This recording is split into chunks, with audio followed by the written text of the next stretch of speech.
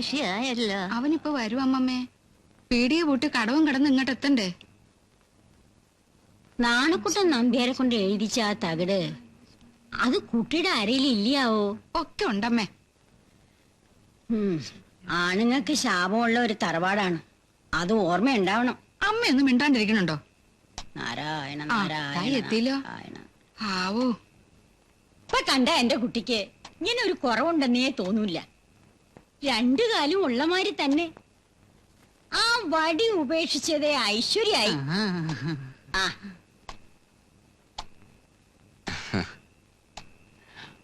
ഇപ്പൊ നടക്കാൻ നല്ല സുഖമുണ്ടല്ലേ? സുഖം. കാലങ്ങനെ വിങ്ങുക. ഇങ്ങോട്ടിരുന്നത് അമ്മമ്മ അവിടെ ഇരുന്നോളൂ. അതെന്തിനാ അഴിക്കുന്നേ? അതവിടെ ഇരുന്നോട്ടെ. നിനക്ക് ഓർമ്മയുണ്ടോ സീമന്തിനി? മുത്തശ്ശന് മുൻവരിയില് സ്വർണം കെട്ടിച്ച 4 വെപ്പ് വല്ലതും ഉണ്ടായിരുന്നു. ചിരിക്കുന്ന കാണാ എന്താ ഒരു ചന്തം. അതൊന്നും അഴിച്ചു വെച്ചിട്ടാ കിടക്കാറ്. ഇതും അവിടെ ഇരുന്നോട്ടെന്നേ. പകല് മുഴുവൻ ഞാൻ വേദന തിന്നായിരുന്നു. ഇനിയെങ്കിലും ഇത് അഴിച്ചു വെച്ചില്ലെങ്കി വയ്യ. അമ്മേ,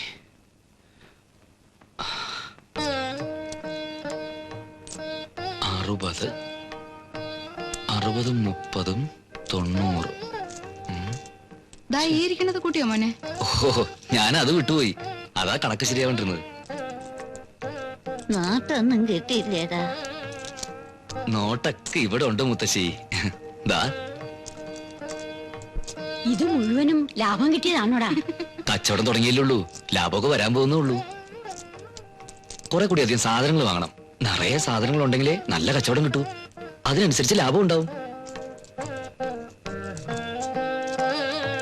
എന്നിട്ട് വേണം നമുക്ക് ശരിക്കൊന്ന് ജീവിക്കാൻ. എന്തൊക്കെ ആശകളുണ്ടെന്നറിയോ മനസ്സിലെ?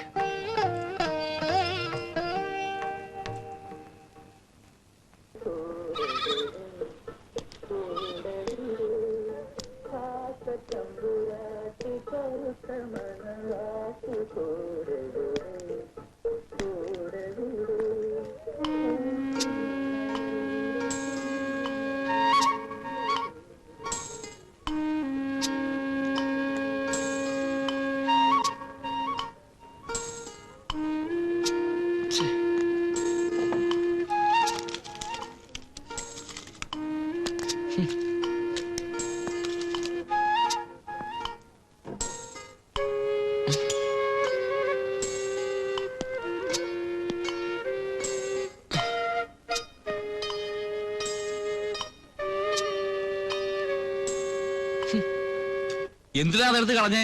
വെറുതെ പുലുവലാവും. ആരുടെ പഴന്തുണി?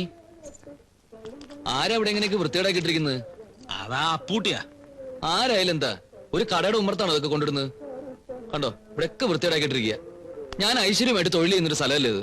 ഏതായാലും അവൻ നോക്കുമ്പോ അടിവസ്ത്രം കണ്ടല്ലേ പ്രശ്നമാവും. സാക്ഷി പറയാൻ ഞങ്ങളാരും കാണത്തില്ല.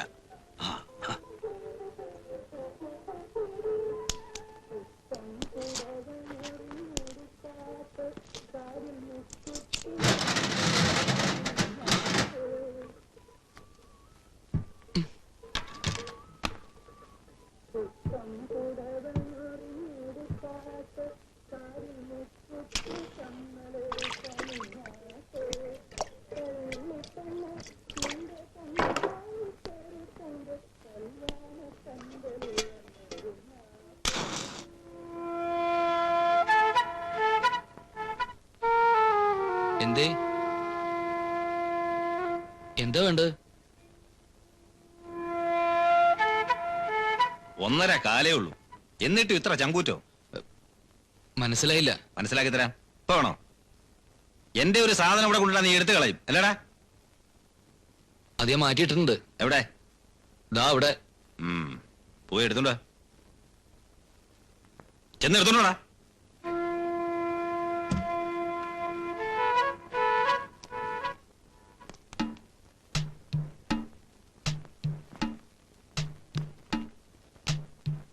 എന്താടാ നീ തൊടാൻ എത്ര മടി?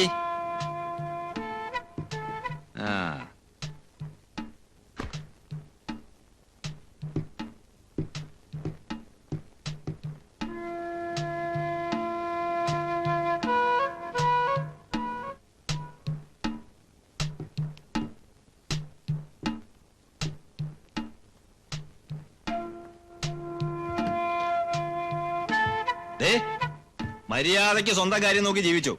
വലിയ മിടുക്ക് കാണിച്ചാലുണ്ടല്ലോ, ഈ പണ്ടാരമൊക്കെ അടിച്ചു പൊളിച്ച് കുടംപുളി ചവിട്ടുന്ന പോലെ നിന്നെ അതിനകത്ത് ഞാൻ ചവിട്ടും. ഒരു പട്ടി അപ്പൂട്ടോട് ചോദിക്കത്തില്ല, മനസ്സിലായടാ? ആ, ഒരു പാക്കറ്റ് സിസറ എടുത്തേ. തീപ്പ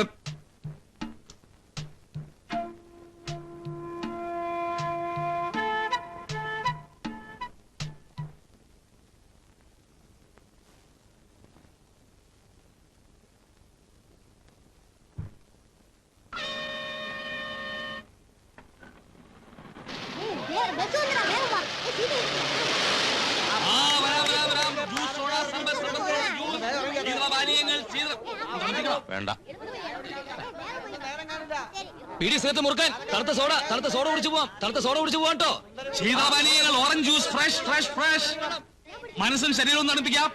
ആ പീടി സേത്ത് മുറുക്കാൻ നാരങ്ങ വെള്ളം, തണുത്ത സോഡ, തണുത്ത നാരങ്ങ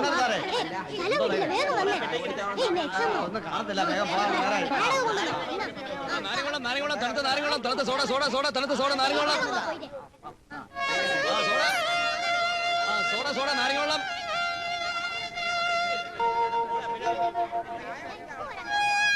നാരങ്ങ വെള്ളം, സോഡ, തണുത്ത സോഡ കുടിച്ചു പോവാം.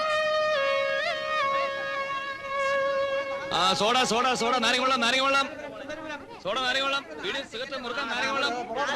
മധുരം മുറുകി പോവാം കേട്ടോ. ഓറഞ്ച് മധുരം. കൺമിഷൻ ചാർത്തൊക്കെ വന്നിട്ടുണ്ട്, നോക്കണോ? വേണ്ട. പിന്നെ കരിമണി മാലയുണ്ട്, ഒറിജിനൽ തോറ്റു. അന്ന് ശ്രീദേവി പ്രത്യേകം പറഞ്ഞുകൊണ്ട് വരുത്തി വെച്ചതാ. ഞാനൊന്നും പറഞ്ഞിട്ടില്ലല്ലോ. പറഞ്ഞതാ, 36 ഇപ്പൊ ഓർമ്മയില്ലായിട്ടാ. നമ്മുടെ സ്ഥിരം കസ്റ്റമറാ. അപ്പോ ഓറഞ്ചോ ഗ്രേപ്സോ? കുമാരേട്ടന്റെ ഇഷ്ടം. എന്നാ പിന്നെ ഗ്രേപ്സ് ആയിക്കോട്ടെ, കളറ് വെക്കാൻ നല്ലതാ.